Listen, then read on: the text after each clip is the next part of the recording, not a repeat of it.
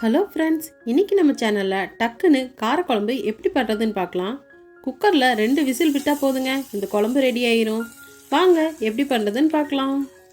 அதுக்கு முன்னாடி நீங்கள் நம்ம சேனலை பார்க்குற புது ஃப்ரெண்டாக இருந்தால் மறக்காமல் சப்ஸ்கிரைப் பண்ணிக்கோங்க.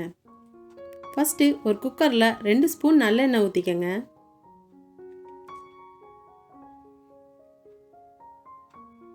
ஒரு கப் அளவுக்கு சின்ன வெங்காயத்தை முழுசாக சேர்த்திக்கங்க. சின்ன வெங்காயம் அதிகமாக சேர்த்துனீங்கன்னா குழம்பு டேஸ்ட்டாக இருக்கும். 10 பல் பூண்டு சேர்த்திக்கங்க. 1/2 ஸ்பூன் மல்லித்தூள் சேர்த்திக்கங்க. 1 ஸ்பூன் மிளகாய் தூள் சேர்த்திக்கங்க. 1 ஸ்பூன் சாம்பார் தூள் சேர்த்திக்கங்க. 1/4 ஸ்பூன் மஞ்சள் தூள் சேர்த்திக்கங்க. ஒரு லெமன் சைஸ் புளியை கரைச்சி வச்சுருக்கேன், அதையும் சேர்த்திக்கலாம். சின்ன துண்டு வெல்லம், குழம்புக்கு தேவையான அளவு உப்பு. இதை நல்லா ஒரு டைம் மிக்ஸ் பண்ணி விட்டுக்கோங்க.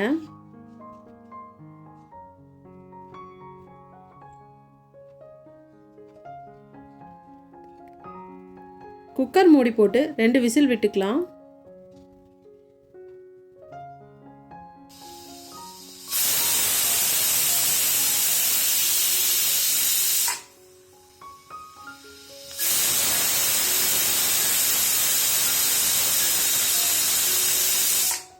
ப்ரெஷர் ஃபுல்லாக போயிடுச்சு. இப்போ குக்கரை ஓப்பன் பண்ணி பார்க்கலாம். இப்போ குழம்பு நல்லா எண்ணெய் பிரிஞ்சு சூப்பராக ரெடி ஆகிருச்சு. வெங்காயம் பூண்டு எல்லாமே நல்லா வெந்துருச்சு. இதுக்கு ஒரு தாளிப்பு கொடுத்துக்கலாம். ஒரு வாக்கணத்தில் 2 ஸ்பூன் எண்ணெய் ஊற்றிக்கோங்க. எண்ணெய் காஞ்சது கடுகு போட்டுக்கோங்க.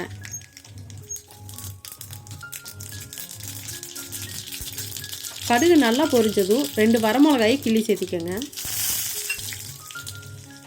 கூடவே ஒரு கொத்து கருவேப்பிலை சேர்த்திக்கோங்க. கொஞ்சமாக பெருங்காயத்தூள் சேர்த்திக்கோங்க. இதை நம்ம குழம்புல சேர்த்திக்கலாம். இதை ஒரு டைம் மிக்ஸ் பண்ணி விட்டுக்கோங்க. அவ்வளோதான், டக்குன்னு காரக்குழம்பு ரெடி ஆகிருச்சு. நீங்களும் இந்த ரெசிபியை ட்ரை பண்ணி பாருங்கள். எப்படி இருக்குன்னு கமெண்ட்டில் சொல்லுங்கள். உங்களுக்கு இந்த வீடியோ பிடிச்சிருந்தா லைக் பண்ணுங்கள், ஷேர் பண்ணுங்கள். மறக்காமல் நம்ம சேனலை சப்ஸ்கிரைப் பண்ணி சப்போர்ட் பண்ணுங்கள். தேங்க்ஸ் ஃபார் வாட்சிங்.